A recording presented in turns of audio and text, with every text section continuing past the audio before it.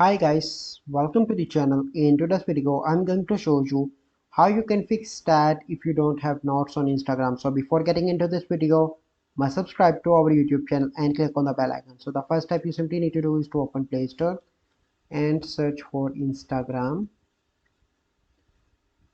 And you simply need to update your Instagram application by clicking on update.